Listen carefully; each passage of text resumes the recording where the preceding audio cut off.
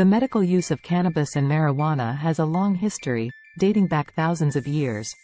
In the United States, cannabis and marijuana were legally used for medicinal purposes from the mid-19th century until the early 20th century.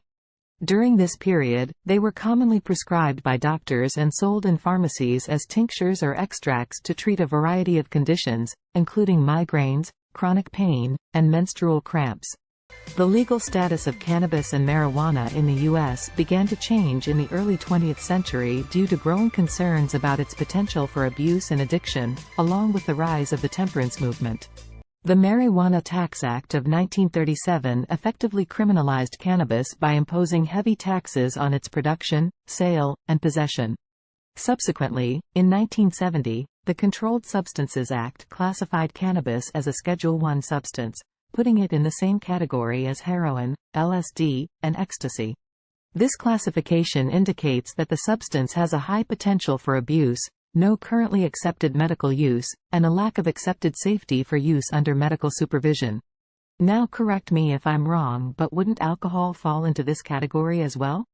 Despite the federal prohibition, there has been increasing interest in the medical potential of cannabis and its derivatives in recent decades. In the 1990s, the discovery of the endocannabinoid system, a complex cell signaling system within the human body, opened up new avenues for research into the therapeutic properties of cannabinoids, the active compounds found in the cannabis plant.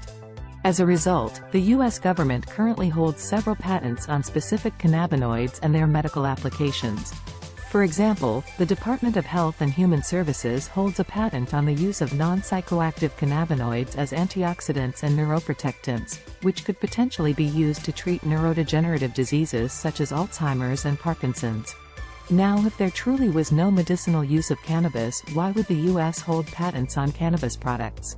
Despite these patents and growing evidence supporting the medical use of cannabis, it remains illegal at the federal level in the United States. However, many states have taken their own steps to legalize cannabis for medical and/or recreational purposes. As of my knowledge cutoff in September 2021, 36 states, the District of Columbia, Guam, Puerto Rico, and the U.S. Virgin Islands had approved comprehensive public medical cannabis programs, while 18 states and the District of Columbia had also legalized recreational use for adults. The discrepancy between federal and state laws creates a complex legal landscape surrounding the use and distribution of cannabis and its derivatives in the United States.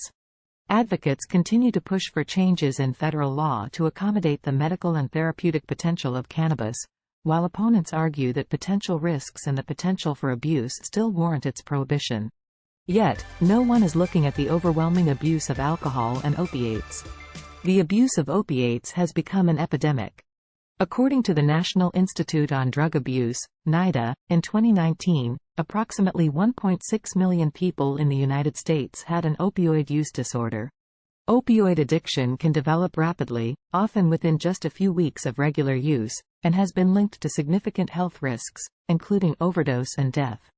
The opioid epidemic in the United States has led to a substantial increase in overdose deaths in recent years, with over 49,000 opioid-related overdose deaths reported in 2019.